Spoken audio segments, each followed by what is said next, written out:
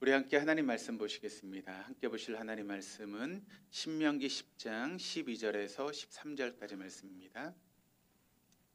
우리 한 목소리로 12절 13절 말씀을 같이 읽겠습니다. 이스라엘아, 내 하나님 여호와께서 내게 요구하시는 것이 무엇이냐? 곧 내 하나님 여호와를 경외하여 그의 모든 도를 행하고 그를 사랑하며 마음을 다하고 뜻을 다하여 내 하나님 여호와를 섬기고 내가 오늘 내 행복을 위하여 내게 명하는 여호와의 명령과 규례를 지킬 것이 아니냐. 아멘. 할렐루야. 우리 하나님 날마다 새 일을 행하십니다. 믿으십니까? 날마다 새 일을 행하신 하나님은 특별한 경우를 제하고는 사람을 통해서 일하시죠. 어떤 사람입니까? 영과 진리로 예배하는 사람. 영으로 예배한다라고 하는 것은 성령의 이끄심을 따라 예배하는 것이고, 또 진리로 예배한다라고 하는 것은 진리의 말씀 앞에 우리의 삶을 조종하고 순종하는 것입니다.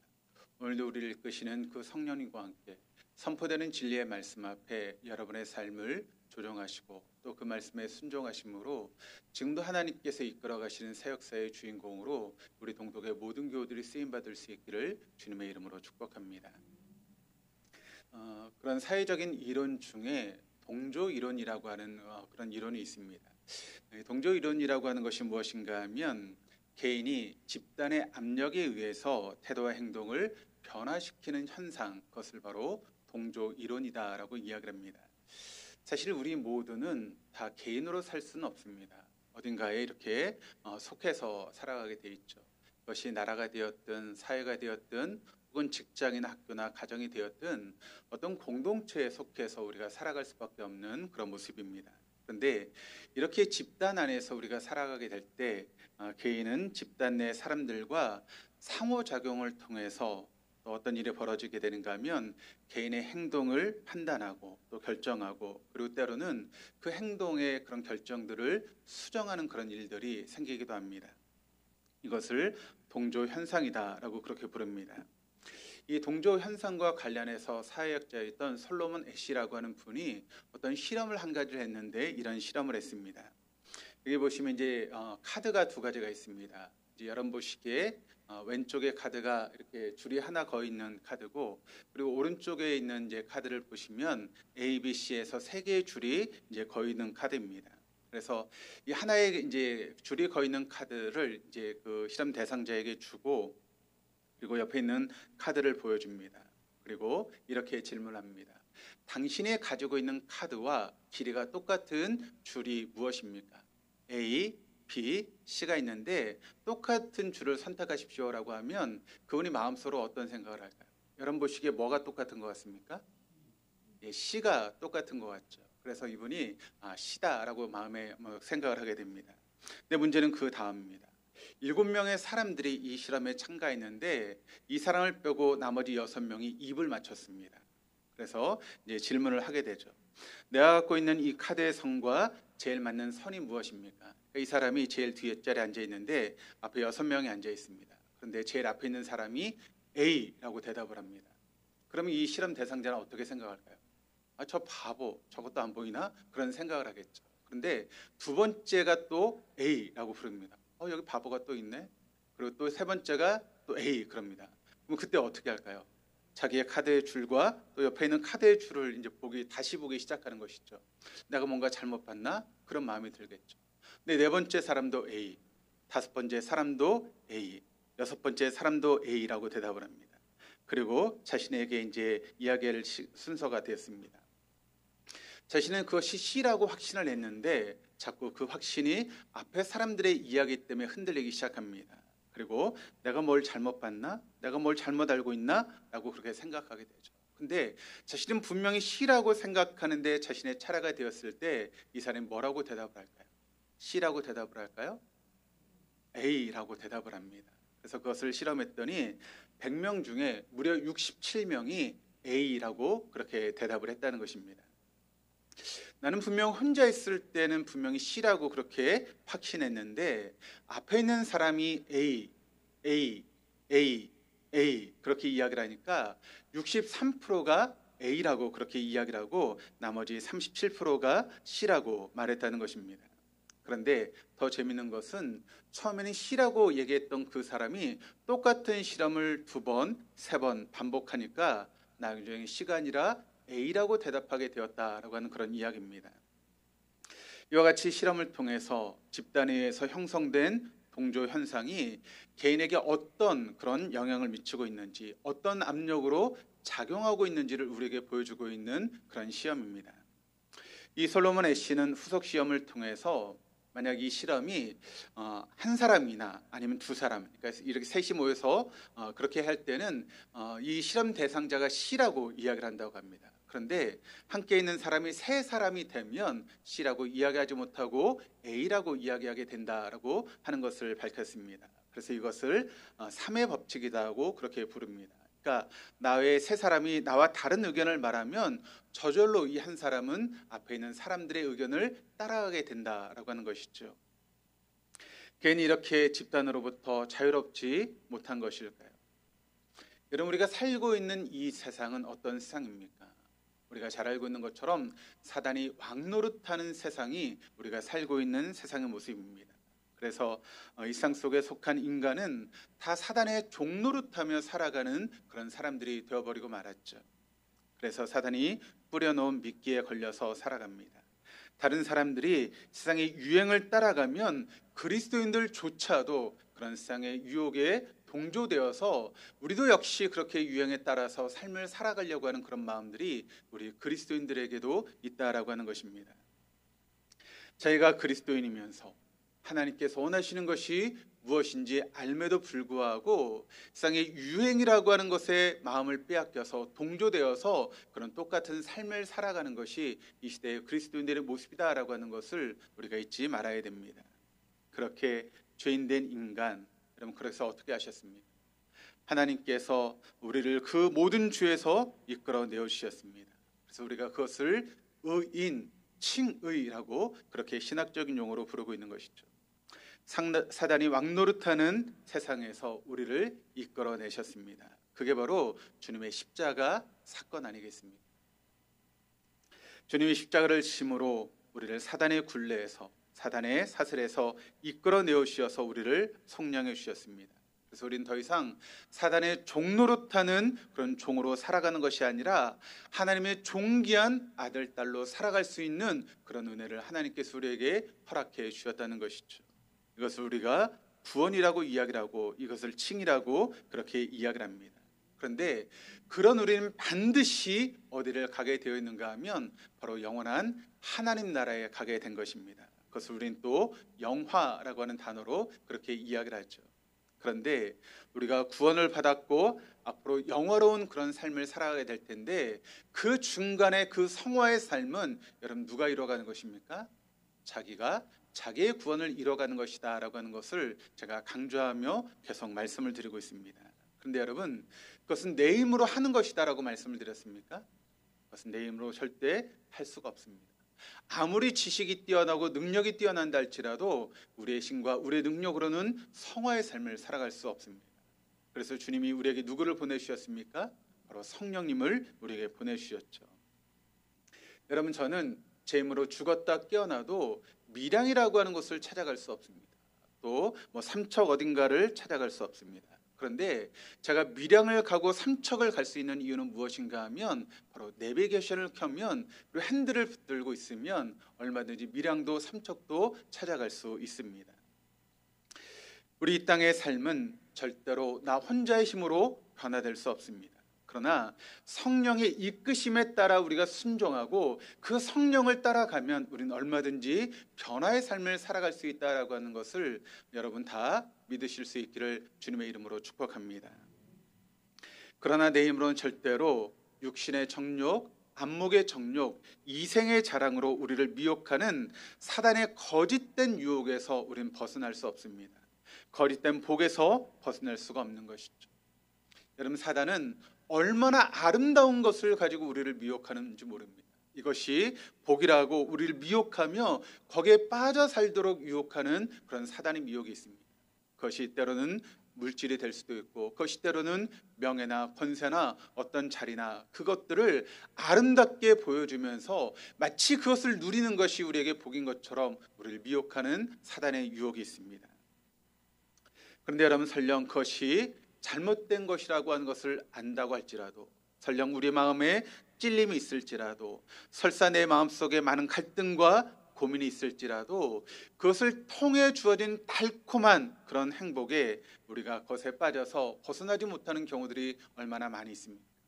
물질이라고 하는 달콤한 행복을 통해서 주어지는 그런 기쁨들, 명예라고 하는 달콤한 행복을 통해서 주어진 그런 사단의 유혹에 우리가 빠져서 정작 우리가 바라봐야 될 것을 바라보지 못하고 거기에 빠져서 유행에 빠져서 살아가는 사람들이 그리스도인들 가운데도 많이 있다라고 하는 것입니다.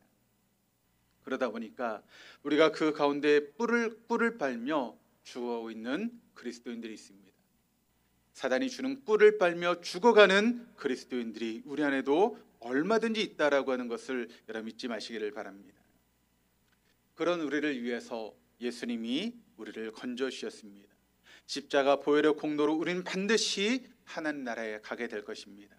그런데 여러분, 우리가 이 땅에서 어떤 삶을 살아가는가 하면 그 영원한 하나님 나라를 우리가 이 땅에서 미리 맛보기를 하며 살아가는 것이 바로 그리스도인의 삶이다라고 하는 것을 여러분 잊지 마시기를 바랍니다.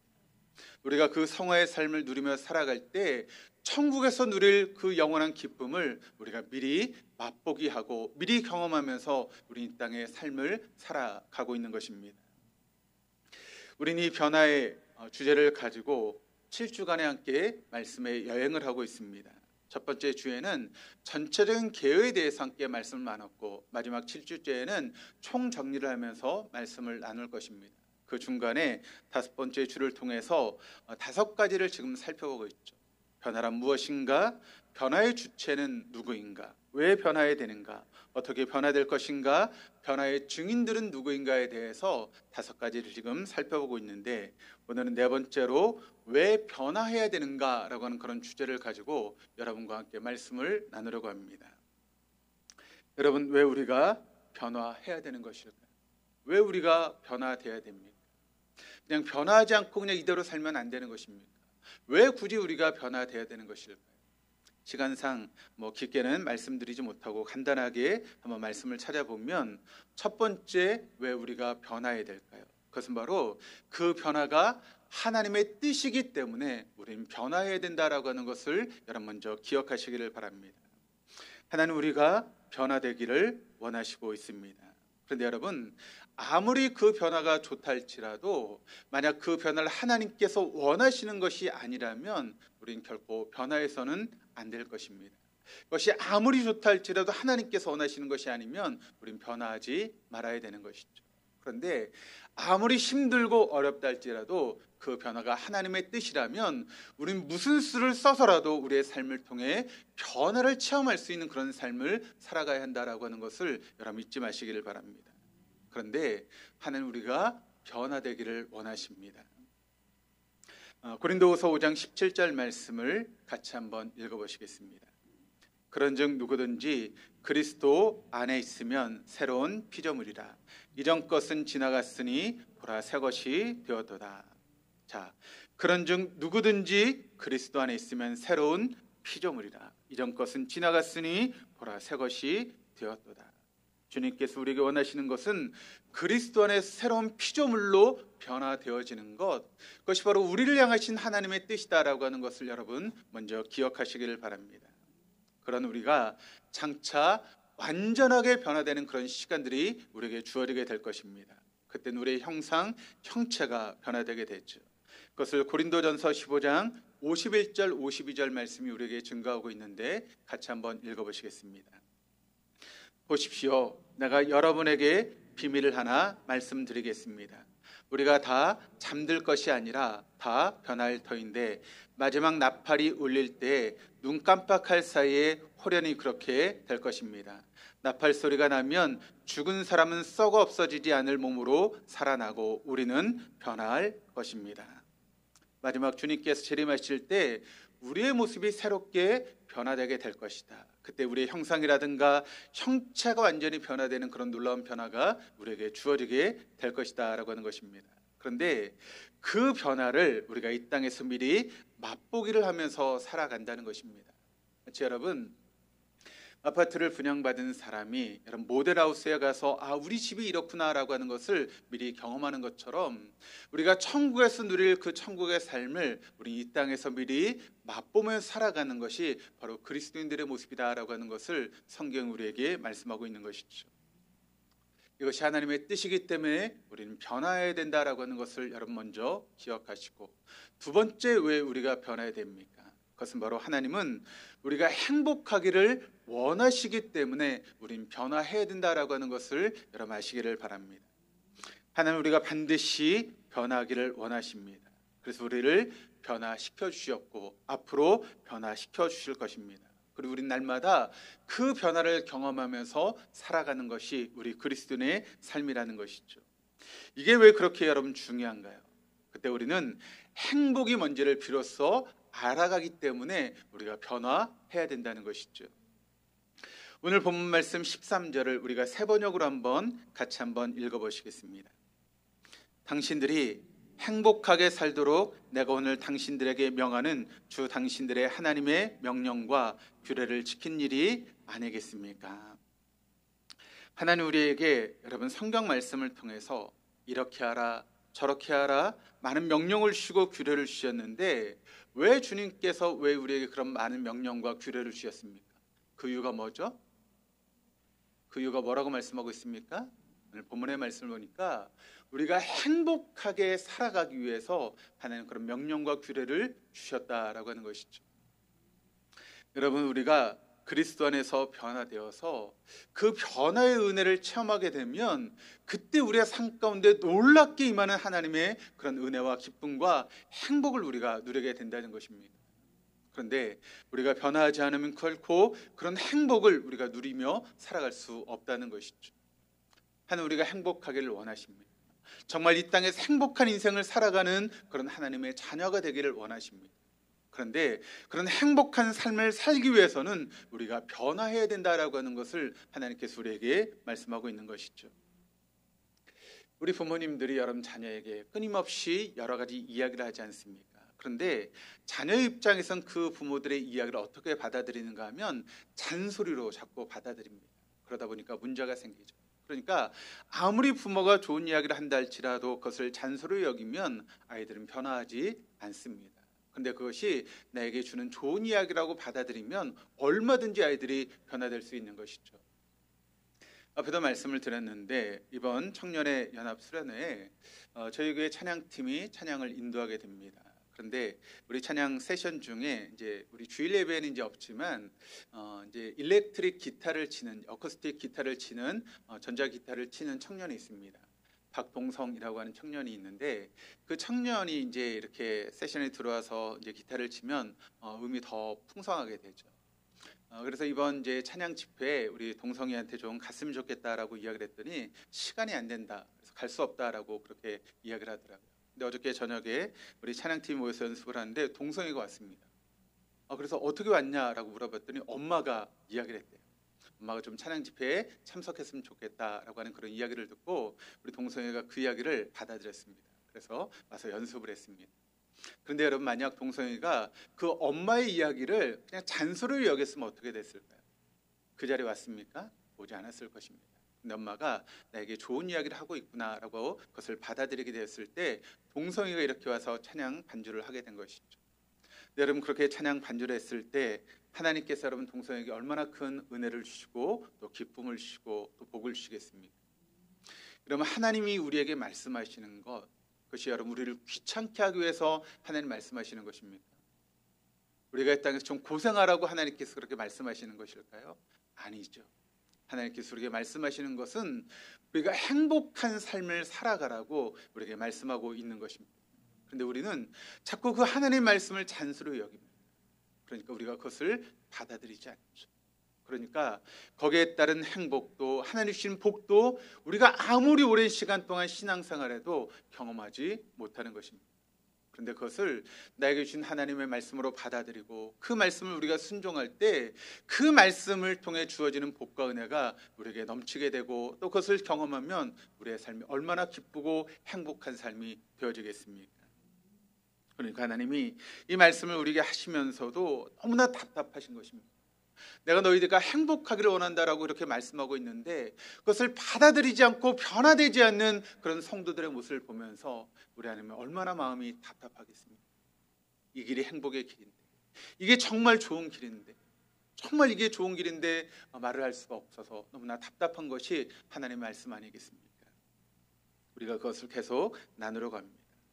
세 번째, 우리가 왜 변화해야 되는가? 그 변화의 이유를 분명히 알고 있음에도 불구하고 변화하지 않으려고 하는데 문제가 있기 때문에 우리는 변화해야 된다는 것입니다.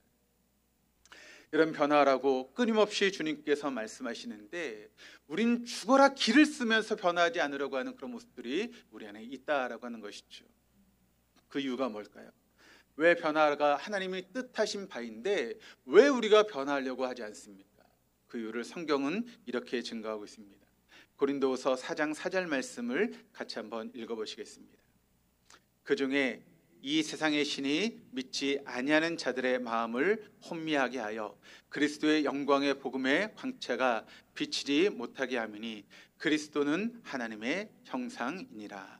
여기 말씀을 보니까 마음을 혼미하게 하여라고 하는 그런 말씀이 나오고 있습니다. 그러니까 우리의 마음을 혼미하게 사단이 만들고 있다는 것이죠. 그래서 우리는 절대 사람은 변하지 않아 라고 하는 그런 마음을 가지고 살아가게 만든다는 것입니다. 예수를 믿으면서도 변한다는 사실을 믿지 않는 사람들이 너무나 많이 있다는 것입니다. 사실 이 말씀은 믿지 않는 그런 사람들에게 주는, 불신자에게 주는 말씀이지만 믿는 사람들 중에도 변하지 않는다라고 하는 것을 믿는 사람들이 많이 있다라고 하는 그런 이야기입니다. 그런데 왜 믿음을 가지고 있음에도 불구하고 사람은 변하지 않는다고 그렇게 우리가 확신하면서 믿는 이유는 무엇 때문일까요? 바로 사단이 우리를 미혹하기 때문에 그렇습니다. 우리의 마음을 혼미하게 하기 때문에 우리가 변화되지 않는다라고 하는 그런 마음을 가지고 살아가게 된다는 것이죠. 그래서 사단이 자꾸 우리의 마음을 혼미하게 만들어서 우리가 바라봐야 될 것들을 바라보지 못하게 만들고 우리가 정말 해야 될 것들을 하지 못하게 만드는 것이 사단의 그런 모습이라는 것입니다.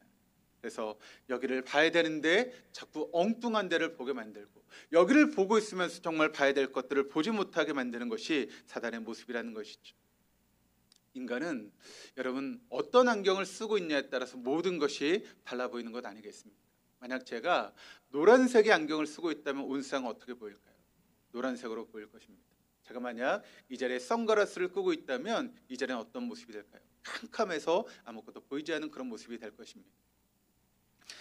제가 지금 쓰고 있는 안경이 한 6년 정도 된 안경입니다. 그러다 보니까 지금은 자꾸 보는 게 자꾸 희미해지고 있습니다. 이 안경에 자꾸 기스가 생기다 보니까 자꾸 희미하게 보여지고 있습니다.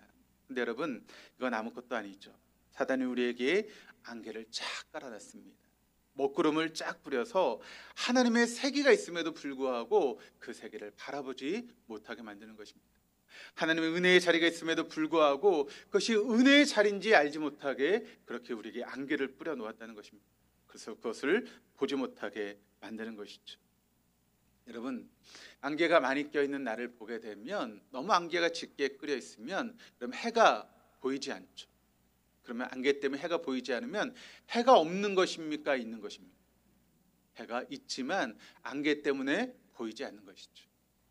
하나님 보이신 세계도 그렇습니다. 하나님의 세계가 있음에도 불구하고 자꾸 사단이 안개를 깔아놔서 그 하나님의 세계를 우리가 바라보지 못하게 하는 것이죠. 그래서 자꾸 엉뚱한 것을 바라보면서 그 하나님을 바라보지 못하게 만드는 것이 바로 사단의 모습이라는 것입니다. 마음을 혼미케 한다라고 하는 것이 바로 그런 뜻입니다. 사단은 우리를 자꾸 하나님을 향해서 눈을 뜨지 못하도록 만들고 있습니다.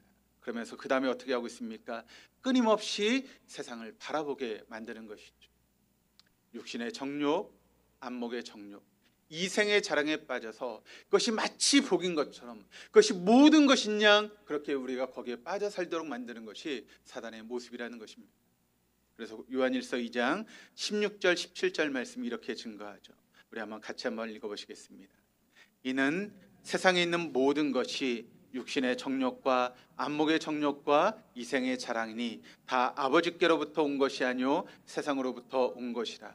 이 세상도 그 정욕도 지나가되 오직 하나님의 뜻을 행하는 자는 영원히 인하느니라. 그렇습니다. 결국 모든 것은 다 지나갑니다. 영원한 것은 없습니다. 물질도 명예도 권세도 지식도 때로는 쾌락도 다 지나가는 것입니다. 영원한 것은 아닙니다. 그런데 뭐만 영원한가 하면 하나님의 뜻을 행하는 것, 그것만이 영원히 남는 것이다 라고 하는 것을 우리에게 말씀하고 있죠. 지금 여러분이 붙들고 있는 것이 무엇입니까? 물질입니까? 그것은 얼마 있어 사라지게 될 것입니다. 여러분 붙들고 있는 것이 명예입니까? 그건 역시 사라지고 말 것입니다. 여러분이 그 몸의 쾌락을 위해서 동분서주하고 있습니까? 그건 역시 사라질 것입니다. 그러나 여러분이 하나님의 뜻 안에서 하나님의 뜻대로 살아가는 그것만이 영원히 남는다라고 하는 것을 믿을 수 있기를 바랍니다. 그런데 더 중요한 것은 변하려고 해도 왜 그렇게 어려운가? 여러분 잘 기억하시기를 바랍니다. 과거에 주님께서 우리에게 이루신 그 칭의, 과거의 변화는 한순간에 주님께서 우리에게 이루어주신 것입니다. 그리고 장차 우리가 영화롭게 될 것은 한순간에 주님께서도 우리에게 이루어주실 것입니다. 그런데 이 땅에서 우리가 자기의 구원을 이뤄가는 그 모든 것들은, 현재적인 변화는, 성화의 삶은 한순간에 이루어지는 것이 아닙니다. 지리한 그런 시간을 통해서 마치 마라톤을 하는 것처럼 그렇게 우리가 해 나가야 되는 것이 바로 성화의 삶인 것이죠. 그러다 보니까 그것이 어려워 보이고 힘들어 보이고 고통스러워 보입니다. 그러니까 많은 그리스도인들이 그 길을 걸어가려고 하지 않는 것이고 조금 하다가 포기할 수밖에 없는 것이 그런 모습이 되는 것이죠. 그러나 여러분, 아무리 지리하고 때로는 힘들고 어려워 보여도 우리가 그 길을 걸어갈 때 하나님 주신 놀라운 행복과 기쁨과 놀라운 복이 그 안에 있다라고 하는 것을 여러분 믿지 마시기를 바랍니다. 축구 얘기를 하면 여러분들 별로 좋아하지 않겠지만 그 축구 스코어 중에 가장 재미있는 스코어를 펠레 스코어라고 그래서 3대2로 이기는 것을 펠레 스코어라고 그렇게 이야기를 합니다. 여러분 아시겠지만 제가 우리 지방의 목회자 축구 선수입니다. 그래서 가끔 이제 축구 대회를 나가는데 어느 때는 저희 이제 지방회가 우승을 차지한 적도 있습니다. 그때 이제 지고 있다가 역전해서 그렇게 우승을 차지한 적이 있습니다. 근데 그때 이제 사모님들 중에 이렇게 오셔서 응원해 주신 분들이 있습니다. 그때 막 우리가 우승했을 때 막 밖에서 와 막 신난다고 막 그렇게 소리를 지르시고 막 기뻐하시는 그런 모습을 봤습니다. 근데 여러분 한번 생각해 보시길 바랍니다. 밖에서 구경했던 그분들이 여러분 그 우승했을 때 더 짜릿했을까요? 아니면 그 안에서 축구를 하면서 플레이했던 선수가 더 짜릿했을까요? 여러분 말하면 입만 아프겠죠. 안에서 했던 그 선수가 훨씬 더 짜릿한 그런 느낌을 갖지 않았겠습니까? 하나님 우리에게 지금 그걸 말씀하고 있는 것입니다. 우리에게 그런 주인공이 되라고 지금 말씀하고 있는 것입니다. 네가 그 그라운드를 누비는 플레이어가 되라고. 네가 바로 그 변화의 주인공이 되어서 네가 그것을 직접 체험하라고 우리에게 지금 기회를 주고 계시는 것입니다. 나 몰라라 하시는 게 아닙니다. 모든 것을 다 공급해 주시고 모든 길을 인도하시면서 네가 한번 그걸 누려봐. 네가 한번 주인공이 되봐. 그럼 내가 너에게 행복을 주고 기쁨을 주고 너에게 놀라운 복으로 내가 너와 함께 할 거야. 지금도 주님이 우리를 말씀하시면서 우리를 초청하고 계십니다. 이걸 이해하지 못하니까 우리가 변하려고 하지도 않고 변화가 너무 어렵다라고 생각을 하고 있는 것입니다. 그러나 여러분 간단합니다. 우리가 성령님을 초청하면 되는 것입니다. 내가 하려고 하니까 안 되는 것이지 우리가 모든 것을 성령께 맡겨드리면 얼마든지 우리는 할 수 있습니다. 우리가 하는 이야기 중에 이런 이야기가 있죠. 걷는 놈 위에 누가 있습니까? 뛰는 놈이 있죠. 뛰는 놈 위에 누가 있습니까? 나는 놈이 있습니다. 나는 놈 위에 누가 있는지 아십니까?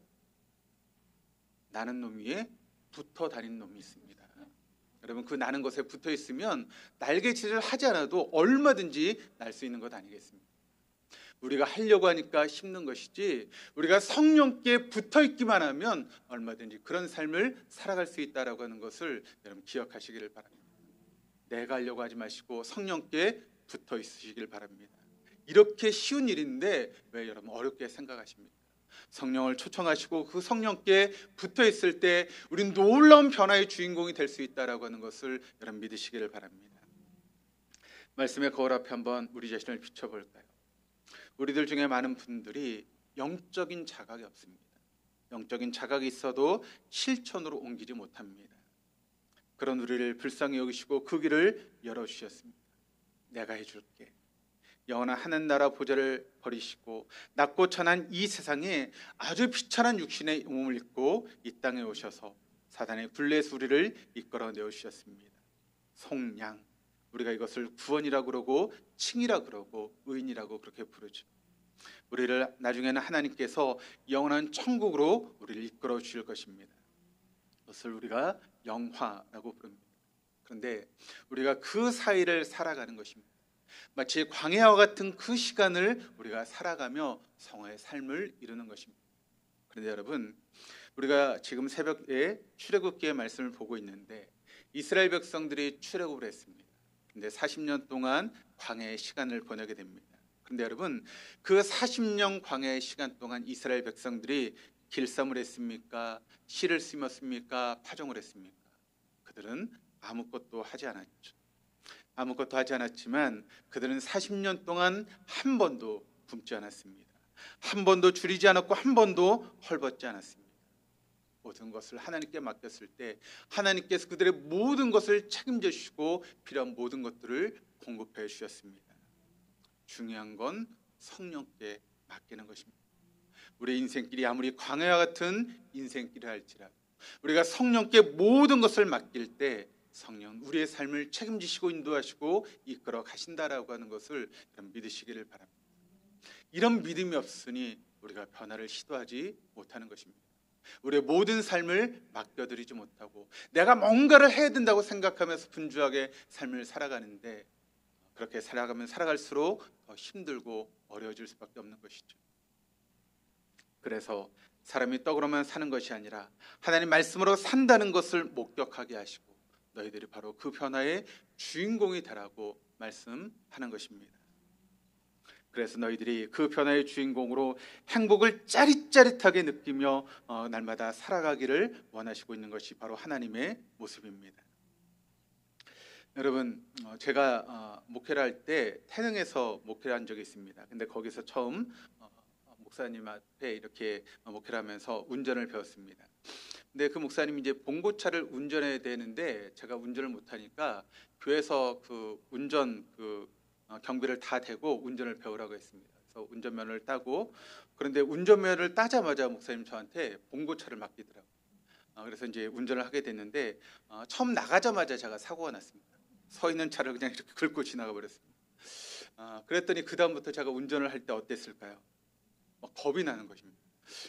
운전대를 잡을 때마다 혹시 또 사고 나면 어떻게 하나라고 하는 그런 마음이 들어서 운전하는 게 겁이 납니다. 그리고 운전할 때 모든 차들이 막 다 저한테 막 달라드는 것처럼 그렇게 겁이 났습니다. 그런데 또 교회에서 운전을 하라고 하니 어떻게 합니까? 해야 되지. 그래서 내가 다른 교회로 사역지를 옮겨야 되나? 그럼 막 고민까지 했습니다. 그런데 그럼에도 불구하고 운전을 해야 되니까 핸들을 잡고 운전했습니다. 막 겁이 나죠. 막 마음에 막 흔들리는 그런 마음이 있었습니다. 근데 한 주간 또 핸들을 잡고 운전했습니다. 또 지나갔죠. 또 한 주간 또 운전을 하고 또 한 주간 운전을 하고 그러다 보니까 어느 순간 제가 운전을 잘하더라고요. 전에 있던 교회에서 청년들이 저한테 뭐라 그랬는가 하면 봉고 카레이서다라고 그런 별명까지 지어졌습니다. 그 정도로 지금 운전을 참 잘합니다. 여러분, 힘들고 어렵지만 도전하고 운전을 했더니 지금 운전하는 것이 그다지 힘이 들지 않습니다. 습관이 되었죠. 그래서 운전하는 것이 어렵지가 않습니다. 다시 한번 여러분에게 질문 드리겠습니다. 그럼 아침에 미역국을 끓일까 된장국을 끓일까 기도하셨습니까? 교회 오실 때 자가용을 타고 올까 지하철을 타고 올까 혹시 성령께 물으시면서 기도하셨습니까? 기도하셨습니까? 왜 아무런 대답이 없어요? 네, 한 분만 하셨군요. 네. 여러분, 그게 어떻게 보면 아무런 일이 아닌 것 같은데 그렇게 작은 것부터 우리가 하나님께 묻고 기도할 때 그럼 그것이 습관이 됩니다. 자꾸 묻는 것입니다. 자꾸 성령께 묻는 것입니다. 이게 왜 중요한가 하면 정말 큰 문제가 생겼을 때 이렇게 작은 일에 기도하지 않는 사람은 큰 문제 앞에서도 기도하지 않습니다. 기도할 수 없습니다. 그러므로 아주 작은 일부터 하나님께 도움을 구하고 기도하는 그것이 너무나 중요한 일입니다. 근데 사단은 자꾸 우리에게 뭐 대단한 걸 하라고 자꾸 우리에게 미혹을 합니다. 그리고 우리가 그것을 하지 못하면 그것 봐 안 되잖아, 사람 변할 수 없어라고 그렇게 우리를 미혹하죠. 그런데 여러분, 그렇기 때문에 우리는 작은 것부터 실천하는 것입니다. 미역국을 끓일까? 된장국을 끓일까? 버스를 탈까? 지하철을 탈까? 이 작은 것부터 성령께 묻고 기도하기 시작할 때 우리는 아무리 큰 일도 넉넉히 이기는 믿음의 사람이 될 수 있다라고 하는 것을 여러분 믿으실 수 있기를 주님의 이름으로 축복합니다.